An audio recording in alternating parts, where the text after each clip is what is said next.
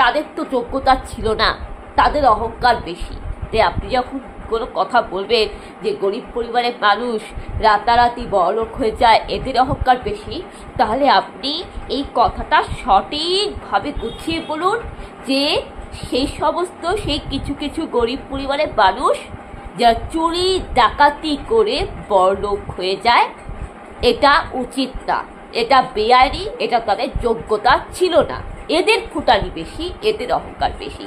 আর যারা লোভী, যারা পরের জিনিসে লোভ করে, যারা অন্যের জিনিসে লোভ করে, যারা অন্যের সাফল্য দেখে লোভ করে, যারা অন্যের সাফল্য দেখে হিংসা করে, যারা অন্যের সুখ শান্তি দেখে হিংসা করে, যারা দোপড়ে পরের জিনিসে লোভ করে, যারা লোভী, যাদের চাওরির স্বভাব, মানে চাওয়া চাইতে থাকা একটা চাওরির স্বভাব, যাদের অভাবের স্বভাব নষ্ট, যাদের অভাবের স্বভাব নষ্ট, যাদের চাওরির স্বভাব, চাইতে থাকে এক একটা চাওরির স্বভাব, যারা পরদ্রব্যে লোভ করে, যারা চুরি ডাকাতি করে, যারা নেতা মন্ত্রী হয়ে দুর্নীতি করে, সেই সমস্ত গরিব মানুষের ফুটানি বেশি, অহংকার বেশি।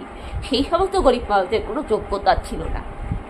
কিন্তু যেসব গরিব মানুষরা সৎ, শিক্ষিত, ভালো মানুষ, যাদের মধ্যে লোভ নেই, যাদের অভাবে স্বভাব নষ্ট নয়, যারা ভিক্ষা করে না, যারা আত্মনির্ভরশীল, স্বাবলম্বী হতে চায়, যারা সৎ পথে, সঠিক পথে, পবিত্র মনে, যাদের মনে মানবতা আছে, শিক্ষিত, তারা তাদের এক একটা প্রতিভা, এক একটা ট্যালেন্টেড, তারা কেউ আইপিএস, কেউ ডাক্তার, কেউ টিচার, কেউ সারেগামা পাতে যাচ্ছে, কেউ ইন্ডিয়ান আইডলে যাচ্ছে, এক একটা প্রতিভার দ্বারা তারা তাদের সঠিক উপায়ে ভগবানের আশীর্বাদে অর্থ রোজগার করে বড়লোক হচ্ছে।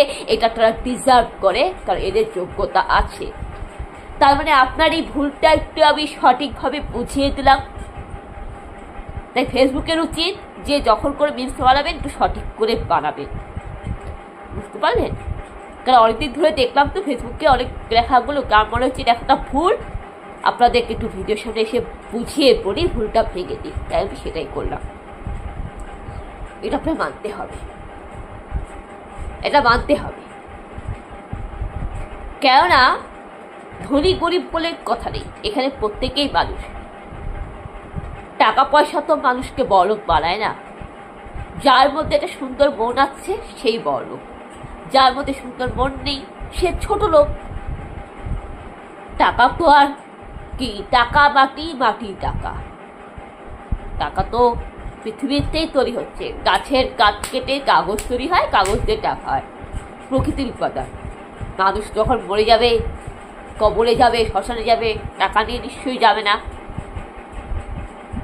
দেহটাকে পর্যন্ত ত্যাগ করতে হয়, দেহটা চিতার আগুনে পুড়ে যায়, মাটিতে মিশে যায়, আত্মা যাবে, ঠিক কিনা? আত্মাকে ঠিক করুন। এটা গেল গিয়ে প্রকৃত বলৎকার। এবার আসি দান। আপনি কি করে দান করবেন? আজকাল কিন্তু কিছু কিছু মানুষ আছে, কিছু কিছু গরিব মানুষ আছে, যারা দেখবেন মানে যাদের অভাবে স্বভাব নষ্ট, বললাম না, যারা চুরি করে, ডাকাতি করে, যারা একটু ধূর্তবাজ, ছেঁচড়া, মানে তোলাবাজি, দুর্নীতি করে, তাদের মধ্যে কিছু লোক আছে যারা বাসে, ট্রেনে, রাস্তাঘাটে গরিব সেজে, ভিখারি সেজে টাকা তুলে ব্যবসা করে।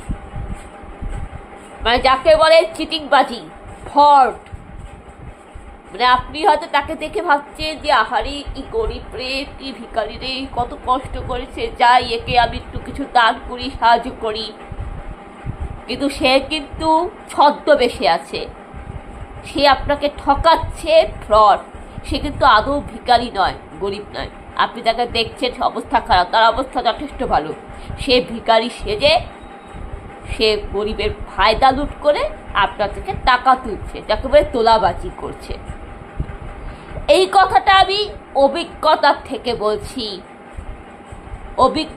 থেকে বলছি। রাসমেলায় কোচবিহারে দিদির বাড়িতে গেছিলাম, সেখান থেকে মালবাজার বাড়ি ফেরার পথে ট্রেনে একজন ভিখারি উঠে, সেই ভিখারিটি ঠাকুরের গান করছিল। আমার খুব ভালো লেগেছিল, আমার ঠাকুর দেবতার গান খুব ভালো লাগে। আমি মাঝে মধ্যে হরে কৃষ্ণ নামও জপ করি। উনি হরে কৃষ্ণ হরে রাম গান করতেছে, তা আমার এটা শুনে বেশ ভালো লাগলো। ট্রেনে যখন যাচ্ছি একটা এত দূর রাস্তা কোচবিহার থেকে মালবাজার, একটু ঠাকুরের গান শুনবো না, ঠাকুর দেবতার একটা প্রার্থনা শুনলে দেখবেন মনটা একটু ভালো থাকে। তো আমার খুব ভালো লাগলো, আমিও একটু মনে মনে হরে রাম হরে কৃষ্ণ জপ করতে লাগলাম। তো উনি বেশ ভালোই, না লোকটা বেশ ভালো, মানে এটা মানতে হবে যে লোকটার গানের গলাটা বেশ খুব ভালো। মানে উনি যদি চাইলে উনি ইন্ডিয়ান আইডলেও যেতে পারতেন, সারেগামা পাতে। মানে আমার খুব ভালো লেগেছে লোকটার গানের গলা, তো ভালো। এবার দেখে মনে হলো অন্ধ, তার মানে কি একটা ভিখারি মানুষ, অন্ধ মানুষ টেনে মানে হরে কৃষ্ণ হরে রাম গান করতে করতে সে তার জীবিকা অর্জন করছে। তা আমার দেখে খুব কষ্ট হলো, আমার খুব মায়া লাগলো। তা আমি তাকে কিছু দিতে যাবো, দেখি আমার কাছে দেওয়ার মতো কিছু ছিল না। তো বাবা, তারপরে বাবা ছিল, বাবার যা সামর্থ্য অনুযায়ী বাবা কিছু অর্থ দিয়ে সেই গরিব লোকটাকে সাহায্য করলো। যেহেতু একটা অন্ধ মানুষ যখন অবস্থা খারাপ, যখন ভিক্ষা করছে, আর আমাদের বাইবেলের শাস্ত্রে বলে যে গরিব ভিখারিকে দান করলে, সাহায্য করলে নাকি অনেক পুণ্য লাভ হয়। তো আমি বাবাকে বললাম, বাবা আমার কথা ফেলতে পারে না, বাবা আমাকে খুব ভালোবাসে, আর আমি যখন কোনো ভালো কাজ করি বাবা আমাকে সমর্থন করে। তো আমার বাবা আমার কথা শুনে খুশি হয়ে কিছু দান করলো। মানে আমি বাবা মিলে একইভাবে সেই গরিব ভিখারিকে দান করলাম। এবং তার সেই হরে কৃষ্ণ হরে রাম গানটা আমি খুব শুনতেছিলাম, ভালো লাগলো। উমা, হঠাৎ করে দেখি লোকটার পকেট থেকে মোবাইল ফোন বেজে উঠলো। লোকটা ফোন বের করলো, তখন আমার মাথার মধ্যে চিন্তা হইল, আরে এই লোকটা তো গরিব মানুষ, এ তো অবস্থা খারাপ, এর কাছে আবার মোবাইল ফোন আসলো কি করে? তখন ভাবলাম, না, কেন গরিব মানুষ বলে কি মোবাইল ফোন থাকতে পারে না? আর ভিখারি বলে কি মোবাইল ফোন থাকতে পারে না? ভিখারিরা কি মানুষ নয়? তখন আমার মনে হলো, না, হয়তো ভিক্ষা করে করে হয়তো লাখপতি হয়েছে। ভিক্ষা করে করে তো আজকাল কোটিপতি হওয়া যায়, তাই না? তো ভিক্ষা করে করে হয়তো টাকা রোজগার করেছে, সেই টাকা দিয়ে উনি ওনার নিজের কামায় নিজের টাকা দিয়ে ফোন কিনেছেন। যাই হোক, উমা, ফোনটা থেকে আপনি তাকে দেখবেন, আমি যে ফোনটা ব্যবহার করি আমাকে দেখলে মনে হবে যে আমি বোধহয় ভিখারি, মানে আমি বোধহয় ফকির, আর উনি বোধহয় রাজা। মানে উনার ফোনটা মানে অ্যাপেল ফোন, দেখে বলে হবে উনার ফোনটা অ্যাপেল ফোন, আর আমার ফোনটা কোথাকার কোন একটা মনে হয় একটা, মানে আমি বোধহয় ভিক্ষা দিয়ে কিনেছি। যাই হোক,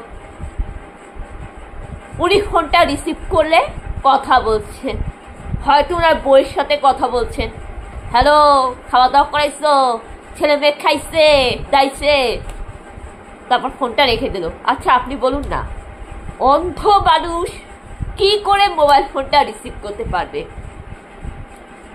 তিনি যদি সত্যি অন্ধ হতেন তাহলে তিনি কি করে মোবাইল ফোনটা রিসিভ করতেন? অন্ধ মানুষ, ভিখারি মানুষ ভিক্ষা করছে, এদের পকেট থেকে অ্যাপেল ফোন বের করছেন, আইফোন বের করছেন, আবার টুকটাক করে নিজের মতো ফোনটা আবার রিসিভ করলেন, কেটে দিলেন।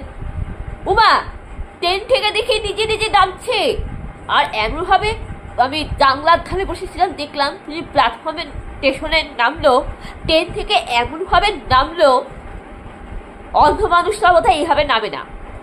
একজন সুস্থ স্বাভাবিক মানুষই সেইভাবে নামে, যিনি ওইভাবে নামছেন। দেখে পারবেন উনি অন্ধ না, উনি সুস্থ স্বাভাবিক, দিব্যি হেঁটে হেঁটে যাচ্ছেন। তখনই আমার মনে হলো যে এই লোকটা ফ্রড, চিটিংবাজ। মানে এরা অন্ধ ভিখারি সেজে গরিব